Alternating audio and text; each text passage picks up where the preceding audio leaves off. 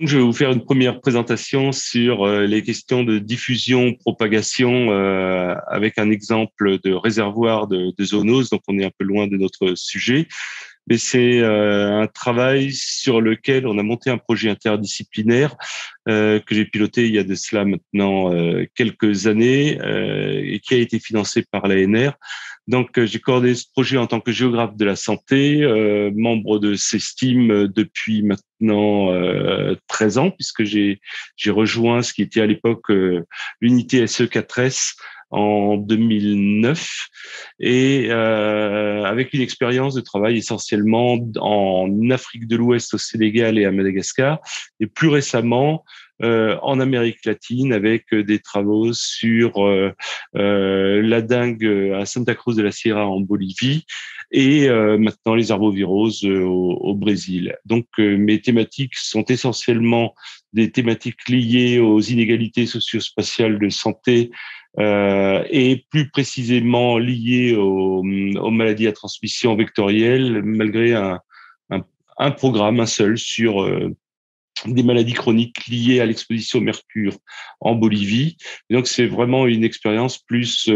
aux interfaces sciences sociales, sciences biologiques, à travers le modèle des maladies à transmission vectorielle. Et comme je le disais, donc essentiellement Sénégal, où j'ai eu mes temps d'affectation les plus longs, Madagascar et puis plus récemment l'Amérique latine, avec une toute petite infidélité à ces deux terrains au Cambodge,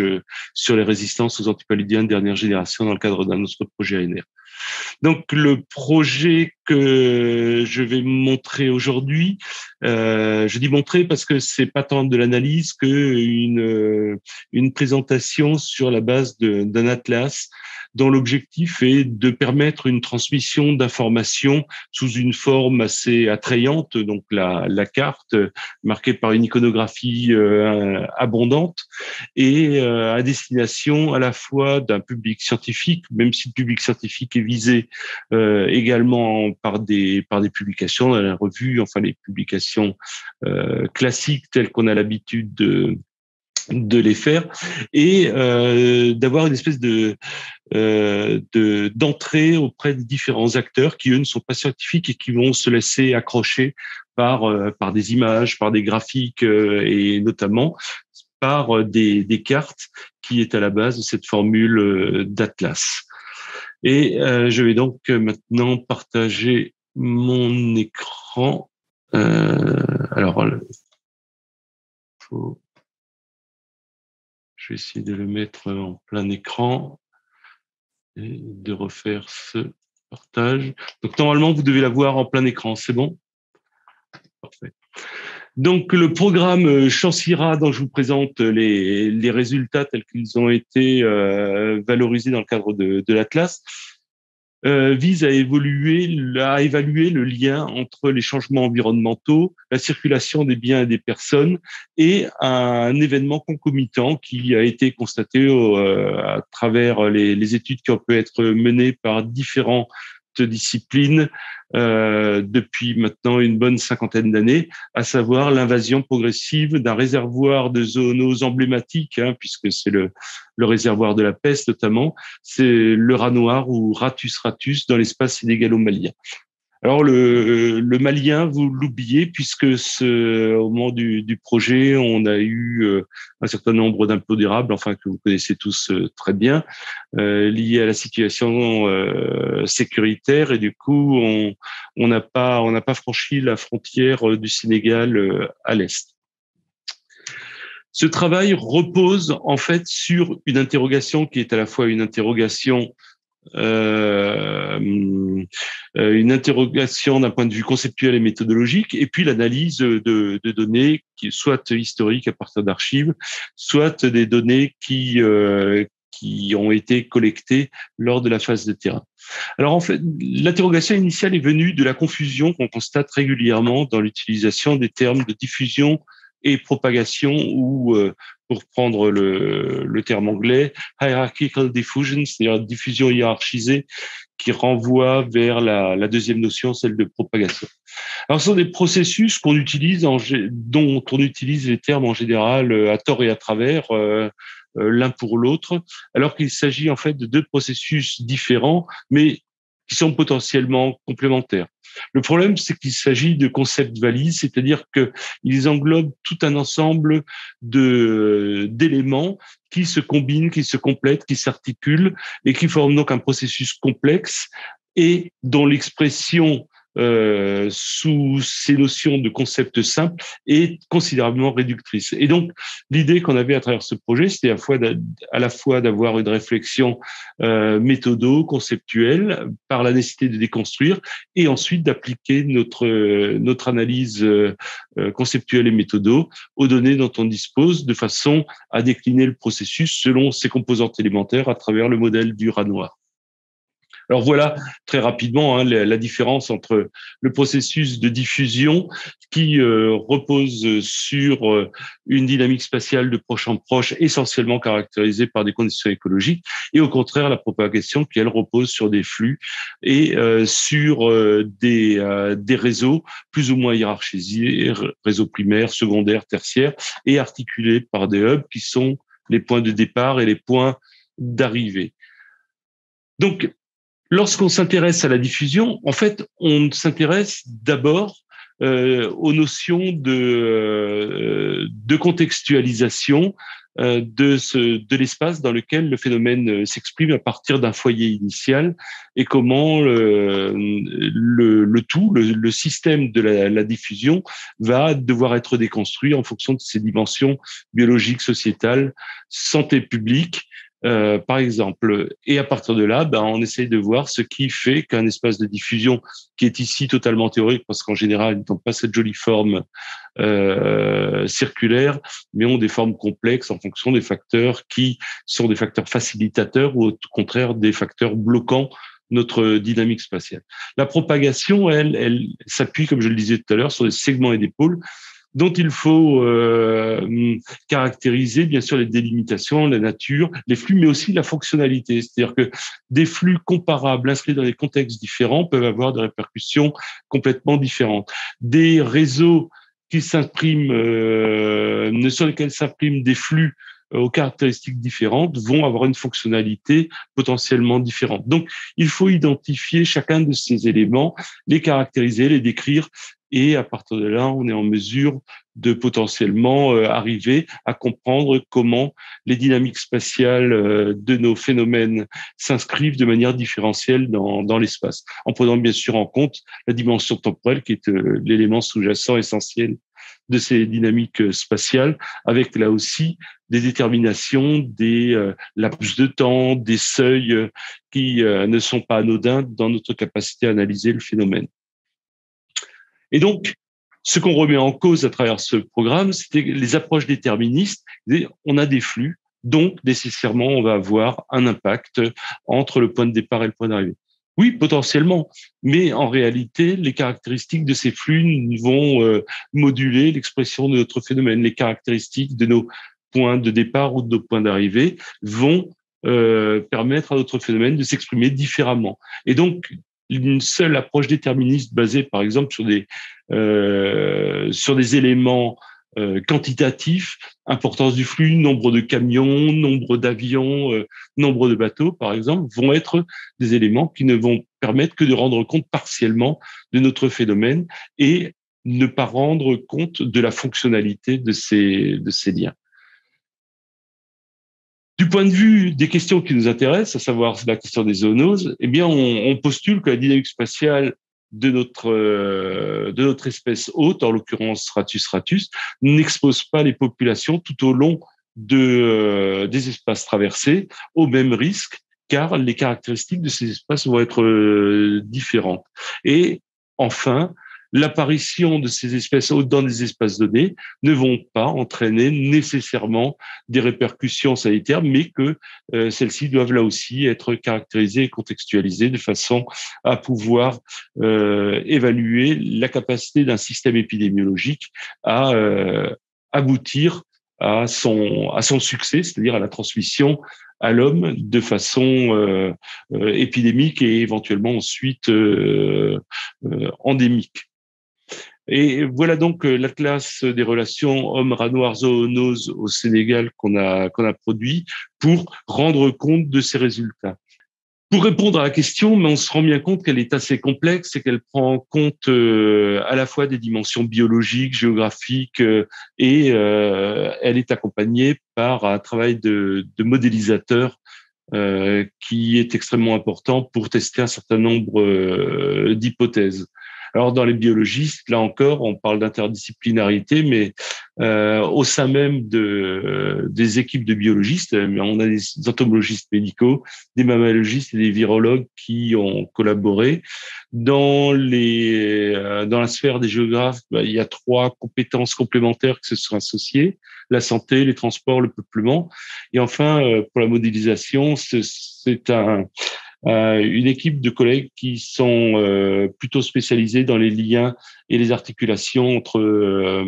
biologie et sciences sociales, qui sont intervenus justement pour intégrer ces différentes dimensions. Alors, on s'était donné deux objectifs majeurs. Le premier qui visait à comprendre les dynamiques croisées de l'environnement, des flux et des espaces colonisés par le rat noir au Sénégal vers les régions orientales à partir d'une caractérisation de l'environnement et de sa dynamique. Et secondairement, explorer son potentiel impact sur la santé humaine, si toutefois il y en a un. Alors, pourquoi le rat noir au Sénégal? Eh bien, d'abord parce que, comme je vous le disais, le rat noir, c'est l'animal emblématique des zoonoses, la grande peste. Hein. C'est sur la base du rat noir que s'est développée cette grande peste, parce qu'à partir du sud-est asiatique dont il est originaire, il a colonisé l'ensemble du monde et notamment l'Europe, grâce notamment au trafic maritime. C'est également une espèce commensale, c'est-à-dire que contrairement à d'autres espèces de rongeurs, il vit en permanence quasiment au contact de l'homme. Et donc, de ce fait, s'il est infecté par une bactérie ou un virus, il est potentiellement en mesure de la transmettre aux humains beaucoup plus facilement que les rongeurs d'extérieur. Et enfin, il est en tant que rongeur arboricole, un rongeur a priori plutôt inféodé aux zones boisées et humides. Et on voit que pour s'étendre dans le monde entier, comme il l'a fait et comme c'est illustré sur la carte qui accompagne cette diapo, eh bien, il ne peut survivre que en amplifiant sa caractéristique d'espèce commensale, puisque c'est là où il va trouver un abri, de la nourriture et puis la capacité de s'affranchir de ces espaces arborés. Alors, on s'est appuyé pour développer ce programme sur un historique de recherche à la fois de l'Institut Pasteur et de l'IRD très ancien au Sénégal et notamment vers le Sénégal oriental, tant du point de vue biologique que du point de vue géographique et du point de vue virologique. Pour analyser cette dynamique, on a segmenté l'approche en trois échelles, qui est une échelle centenale, donc l'échelle séculaire et nationale voire internationale, puis les dynamiques récentes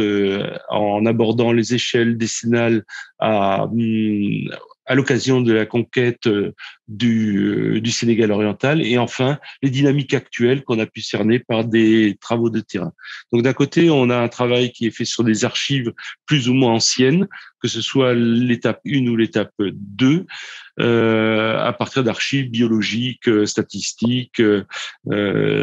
exploitation de rapports, et on a terminé par la phase proprement terrain avec prélèvement, capture de rongeurs, enquête domiciliaire, enquête sur les mobilités et les emprises spatiales des communautés humaines. L'information a été collectée donc à travers tout ce que je viens de citer, et elle a fait l'objet d'une intégration dans une base de données spatialisée pluridisciplinaire qui a permis de croiser ensuite, au moment de l'analyse, des informations de type quanti, de type quali, de type biologique, de type médical, de type social, de façon à poursuivre notre analyse interdisciplinaire en tenant compte de la complexité et de la diversité de tous les éléments cités. Alors, L'étape initiale, elle est résumée ici. Donc toutes les cartes sont extraites de l'Atlas avec l'installation au XVIIe, XVIIIe siècle du rat noir sur les côtes du Sénégal. Un des mammalogistes qui a travaillé dessus pense d'ailleurs que les naufrages ont fait beaucoup plus ont facilité de manière bien plus importante la colonisation de l'espace sénégalais enfin ouest africain, par le rat noir, parce que on a des effectifs extrêmement importants qui sont brossés à la côte au moment des naufrages. Et la côte, ce qu'on appelle la grande côte au Sénégal, est une côte qui était connue pour ses naufrages. Là, il y a le tableau emblématique de Jéricho, le radeau de la Méduse, qui a eu lieu au banc d'Arguin, au nord de Saint-Louis. Et donc, bien sûr, les bateaux qui accostaient permettaient aux rats noirs de descendre, mais surtout ces naufrages. Alors, on a deux populations qui, à travers l'étude des archives biologiques, ont permis de montrer leur lien avec l'Europe de l'Ouest, notamment la France et la Grande-Bretagne, qui se sont développées l'une le long du fleuve Sénégal et l'autre de manière bien plus vaste dans la zone soudanienne et guinéenne, en Casamance notamment. Alors, ça s'explique de manière très simple par le fait que là, on est dans un climat humide, forestier, surtout au XVIIe siècle. Et puis, l'axe qui s'est développé le long du fleuve Sénégal, lui, s'est uniquement maintenu grâce au trafic fluvial qui a permis à notre rat noir de s'affranchir des conditions d'existence qui ne lui conviennent absolument pas. Là, on est en zone sahélienne. Et par réensemencement régulier le long des différents comptoirs qui sont installés dans la vallée du fleuve Sénégal, eh bien, ce rat a pu se maintenir. Sauf que lorsque le commerce fluvial a été abandonné au milieu du XIXe siècle, eh bien, il s'est complètement interrompu et on a une population qui s'est individualisée, qui a fini par disparaître, mais qui a rejoint les populations d'origine dans la zone de Tambacounda en utilisant le trafic qui se faisait entre la zone de Bakel et puis la ville de Tambacounda. Donc là, il s'est installé sur ces flux pour coloniser notre île. Et donc, on a des populations qui sont génétiquement différentes, qui ont disparu maintenant de la vallée du fleuve Sénégal, qui ont continué de s'étendre dans le sud et qui se sont individualisées, puis hybridées au gré de ces différentes créations de sous-populations et se sont retrouvées coincées au niveau de Tambacounda. Tambacounda, c'était la limite. Pour quelle raison? Eh bien, tout simplement parce qu'on a ici le parc du Niokolo-Koba qui n'est pas habité et donc le rat noir était incapable de franchir cette barrière sans l'aide de l'homme, aide qui est arrivée avec la construction d'une route bitumée dans les années 90 pour désenclaver le Sénégal oriental. Et c'est donc en 1999 que les premiers rats noirs ont été identifiés à Kédougou. Sauf que on n'obtient pas simplement une dynamique qui va de l'ouest vers l'est. Petit à petit, on se rend compte aussi qu'on a des captures qui sont de plus en plus déficitaires en rats noirs au fur et à mesure que l'on progresse. Et voilà les deux extrêmes, 1929-2016, où on se rend compte que Ratus, en 2029, à Dakar, était bien plus abondant qu'en 2016,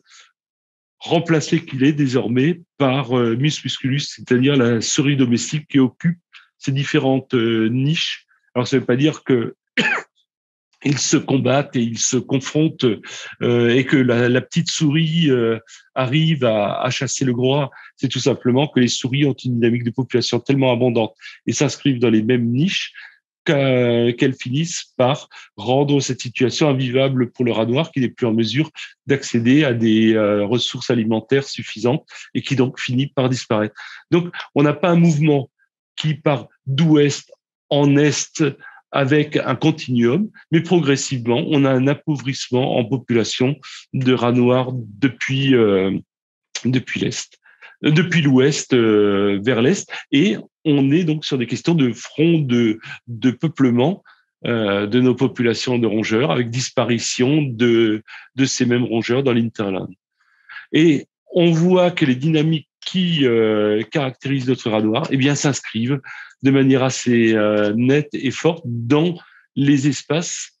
conquis par la culture arachidière qui a été modélisée ici par Jean Le Fur du CBGP et qui a montré qu'avec l'extension de cette culture arachidière, s'est développé un trafic routier qui a été le support de ces phénomènes de propagation en suivant les dynamiques d'occupation de l'espace par les hommes. Et il a donc joué sur les dynamiques de population, sur les flux, sur l'importance des trafics et sur les proportions de trafics considérés comme des trafics candidats au transport de nos rongeurs. Et on montre bien qu'en suivant cette articulation entre différents paramètres, c'est à partir de 1925, quand vraiment le trafic routier supplante les autres types de transport, que le rat noir a entamé sa conquête du Far East au Sénégal. Arrivé sur le front de colonisation, eh bien, on se rend compte que notre rat noir qui s'est installé à la limite de nos deux espaces de Kédougou et de Tambacounda s'est appuyé sur le réseau ferroviaire, sur le réseau routier, mais ne s'est pas installé partout de la même façon. Alors, je ne vais pas rentrer dans les détails, juste pour vous montrer le type de travaux qui ont été faits. On a caractérisé à la fois les espaces régionaux, mais aussi les communautés qui ont été tirées au sort, les villages qui ont été tirés au sort, à la fois en termes d'activité, mais également en termes de connectivité. Et ce qui est intéressant, c'est lorsqu'on couple ces différentes informations à notre distribution des rongeurs, eh bien, on se rend compte que nos villages, par exemple ici, les moins connectés, sont ceux qui ont la proportion de rats noirs les plus importante de tout ce front de colonisation. Et c'est là où on rejoint le questionnement initial qu'on avait sur la fonctionnalité des liens, où on se serait dit, ce sont dans les villes et les villages les plus connectés, ceux qui sont sur les axes principaux, que notre phénomène de propagation va se faire. Eh bien, pas du tout. Il se fait, mais là où il se fait massivement, c'est dans les villages excentrés. Alors pourquoi ? Eh bien, parce que la caractérisation des lieux d'arrivée qu'on a réalisé nous a montré que on avait 2 transports par an en termes d'approvisionnement de nourriture, et les autres, quasiment un transport hebdomadaire qui approvisionne les différents magasins. Et ce qui peut paraître comme un facteur limitant devient au contraire un facteur favorisant, parce que cette zone enclavée-ci est une zone qui, pour survivre en saison des pluies, alors qu'elle est isolée du reste des autres communautés rurales et des autres villages, bien est obligée de faire des stocks. Donc, on a 2 fois par an des camions remplis de marchandises très appétantes pour le rongeur. Donc, il va être tenté de monter dans ces camions et il va s'installer dans des greniers où la nourriture est abondante, et ce, toute l'année, justement parce qu'il faut faire des stocks. Et on voit qu'ici, par exemple, il y a un village où on n'a que du rat noir qui a été capturé à l'exclusion de toute autre espèce. Au contraire, dans les axes qui sont les mieux approvisionnés, ceux qui semblaient être les meilleurs candidats pour être les voies de circulation de nos rongeurs, eh bien, on a des réapprovisionnements réguliers, les stocks sont faibles, les bâtiments sont durs, donc ils peuvent difficilement s'y installer. Et tout ce qui apparaissait comme des facteurs favorisants devient au final un facteur limitant. Donc, on a ici une frontière historique entre le Bundu et le Fouta Djallon, qui est hérité de l'opposition entre 2 royaumes à l'échelle historique. Eh bien, elle continue de se faire sentir ici, avec une interruption des flux. Donc, on n'a pas de solution de continuité entre le Bundu et le Fouta Djallon, et ça se traduit par une absence de lien permettant une propagation de nos rongeurs. Alors au final, vous allez me dire tout ça c'est bien joli, mais du point de vue virologique, qu'est-ce qu'on a ? Eh bien, on a un certain nombre de virus communs entre entre nos différentes espèces, et notamment entre l'espèce humaine et Ratus ratus, mais pour le moment, rien de véritablement concluant, soit parce que l'arrivée de notre Ratus est peut-être trop récente dans ce Sénégal oriental, en tous les cas, une analyse basée sur colonisation par Ratus ou absence de colonisation par Ratus ne s'est pas révélée véritablement concluante. En revanche, on a publié un certain nombre de papiers sur la présence de virus Séoul, chikungunya, Wesselbronn, Uzutu chez Ratus au contact direct de l'homme, et une relation positive à la fois entre Wesselbronn chez Ratus et chez l'homme. Pour autant, sans doute qu'il y a là maintenant des pistes qui s'ouvrent en prenant en compte la place de notre rongeur réservoir de zoonoses par rapport à l'ensemble des espèces qui vivent aux côtés de l'homme. Et si ça se trouve, le fait d'avoir de notre Ratus qui arrive, c'est epsilon par rapport à tous les contacts qu'on peut avoir par ailleurs avec des chèvres, avec des chiens, avec des chats, avec des dromadaires, avec des zébus, etc. Donc, il faudrait maintenant ouvrir cette approche One Health qui s'est basée sur l'exploration d'un réservoir à d'autres espèces qui, elles, créent l'exposome plus général de nos populations du Sénégal oriental. Bien, je vous remercie pour votre attention et je reste maintenant bien sûr à disposition pour répondre aux éventuelles questions.